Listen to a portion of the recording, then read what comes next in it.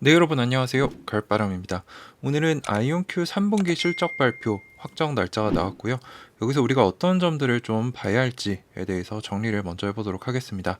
그래서 부제로는 잘하고 있는지 체크를 해봐야 된다. 당연한 얘기죠. 그래서 한번 같이 봐보도록 하시죠. 네, 23년 3분기 실적 발표의 확정이 10월 18일 어젯밤에 나왔습니다. 한국 시간으로 11월 9일 목요일 오전 5시 반으로 확정이 됐고요.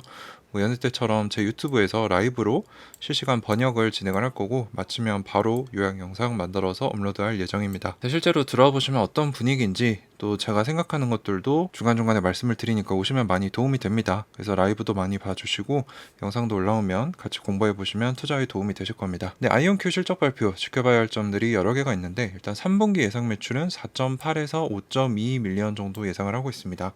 네, 월가에서는 한 4.94 정도를 보고 있는 것 같아요. 근데 2분기에는 예상 매출이 4.1에서 4.5였는데 어닝 서프라이즈가 나왔습니다. 그래서 5.5 밀리언이 나왔어요. 4.35를 월가는 생각을 했는데 예상치 4.1, 4.5를 훨씬 넘어선 5.5가 나오면서 좋은 모습을 보여줬으니까 이번에도 한 5밀리언 정도는 기대해봐도 되지 않을까라고 생각을 하는데, 지금 이 절대적인 수치 자체는 그렇게 중요하진 않아요. 근데 보시면 지금 한 2밀리언으로 시작해서 5.5까지 2배 이상 상승하면서 쭉 상승세를 잘 가져가고 있는지, 그 매출이 점점 더 크게 늘어나고 있는지, 요거를 우리가 좀 봐야 될 것 같고요. 23년 8월 2분기 실적 발표 때 아이온큐가 양자 컴퓨터에 대한 고객 수요 증가로 앞으로 1년 반 내로 여러 양자 컴퓨터 판매를 희망한다라고 얘기를 했었는데, 이게 또 실현이 됐습니다. 그래서 아이온큐는 했던 말을 지킨다는 거죠. 그래서 실제로 최근에 공은연구소와의 25.5 밀리언 달러의 2대 양자 컴퓨터를 판매하는 것으로 계약이 체결이 됐습니다. 그래서 이 2대는 바륨 기반이기 때문에 최소 64EQ 이상인데, 이거는 2025년에 배치될 예정입니다. 그러니까 이런 정부기관들도 아이온큐에 대해 써봤고 신뢰가 있기 때문에 내후년에 나오는 양자 컴퓨터까지도 땡겨서 구매를 했다는 거죠.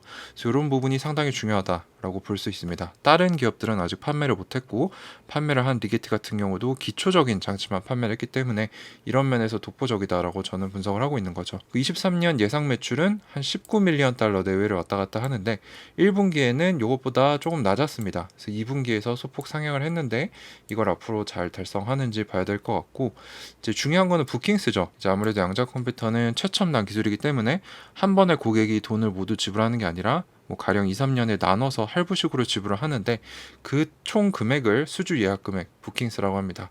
49에서 56을 예측을 하고 있어요. 근데 이거는 흥미롭게도 작년 대비 100% 이상 증가한 수량입니다. 그래서 1분기에는 38에서 41을 예상을 했는데, 6월 달에 스위스 퀀텀 바젤에 2대 양자 컴퓨터를 판매하면서 25% 상향을 했죠. 45에서 55로.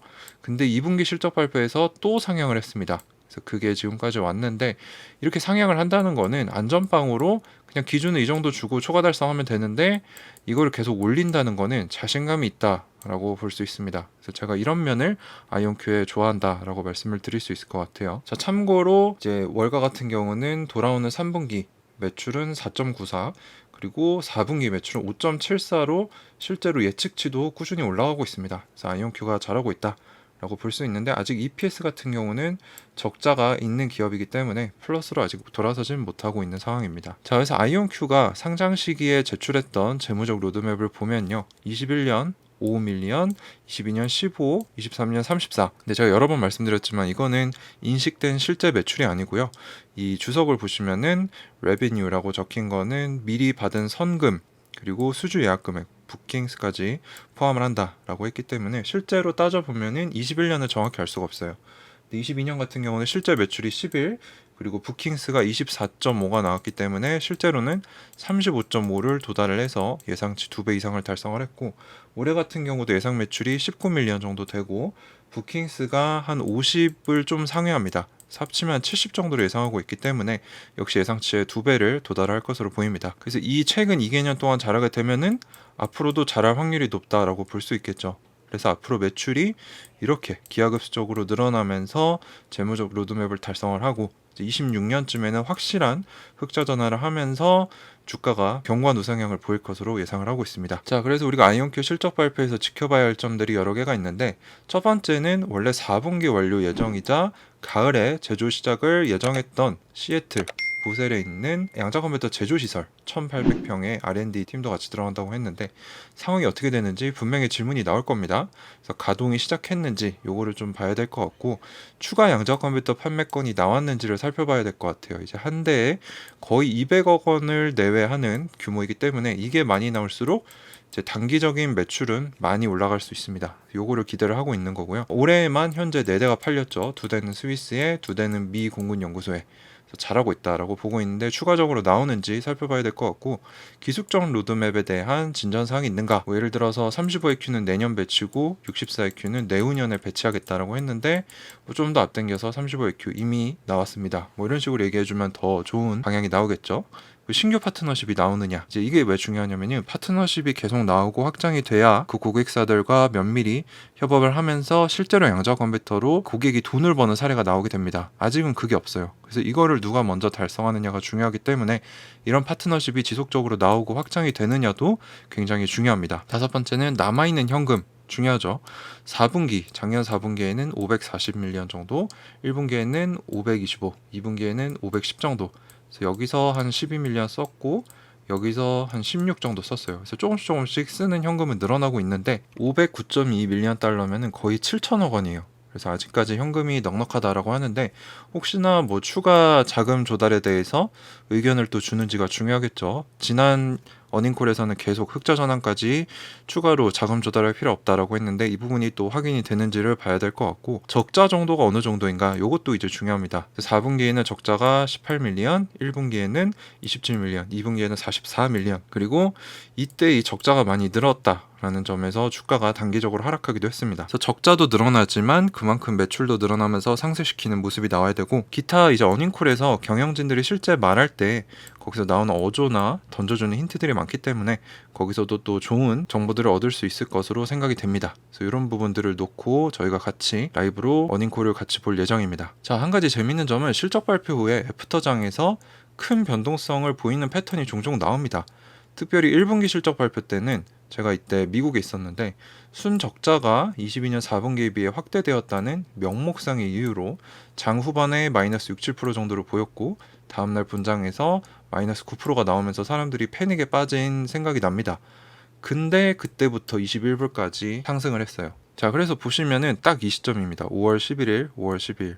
이때 11일 장이 끝나고 실적 발표가 되고 마이너스 9.5%가 찍혔는데 이때 파셨으면 엄청 후회하셨겠죠. 이때가 6불까지 떨어졌는데 본격적인 상승세가 막 시작되는 타이밍이었습니다. 그래서 6불에서 20불 갔었고요. 또 21.6불까지 올랐습니다. 뭐 지금은 한 13불, 14불을 왔다 갔다 하지만 그래서 이런 단기적인 부분 또는 이런 프리마켓이나 애프터마켓은 적은 주식, 즉 적은 돈으로도 시세 조정이 가능합니다. 그래서 이런 속임수에 넘어가지 말고 변동성이 심할 때는 거꾸로 생각해야 된다는 거죠. 급락하면 팔 때가 아니고요. 매수할 때이고 급등하면 살 때가 아니고 홀딩 또는 매도의 국면으로 생각을 해봐야 된다는 겁니다. 제가 요즘 벤저민 그레이엄, 이제 이분은 워렌 버핏의 스승이자 가치 투자의 창시자입니다. 그래서 굉장히 유명하신 분인데 이분이 쓰신 투자 고전, 현명한 투자자라는 책이 있어요. 이제 투자 분야에서는 가장 많이 팔린 책인데 여기서 뭐라고 하냐? 건전한 포트폴리오도 평가액은 오르내린다.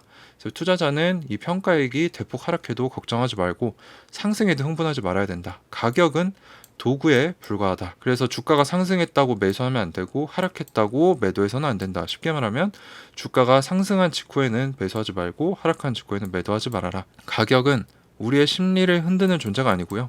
우리가 필요할 때 사용하는 도구입니다. 그래서 이렇게 활용을 하면 되고 진짜 중요한 거는 가치라는 거죠.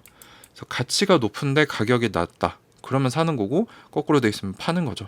그래서 이런 부분에서 초보자분들은 마인드를 좀 잡아가셔야 된다라고 말씀을 드리는 겁니다. 자, 그래서 저희 의견은 뭐냐? 이제 몇몇 분들은 특별한 거 없을 것 같은데 뭐하러 실적 발표를 보냐라고 하시는 분들도 계셨어요. 근데 이 부분은 좀 아쉽습니다. 장기 투자의 핵심은 내가 투자하는 기업이 1등인지 체크해야 되고 여전히 잘하고 있는지도 계속 모니터링을 해야 되는데 그 중에 꽃이 바로 실적 발표라는 거죠. 그래서 특별한 거 없을 것 같아도 꾸준히 깊게 봐야 됩니다. 근데 아이온큐는 약속했던 것들을 2년간 잘 지켜오면서 잘 성장해왔죠. 그래서 이번에도 잘했는가?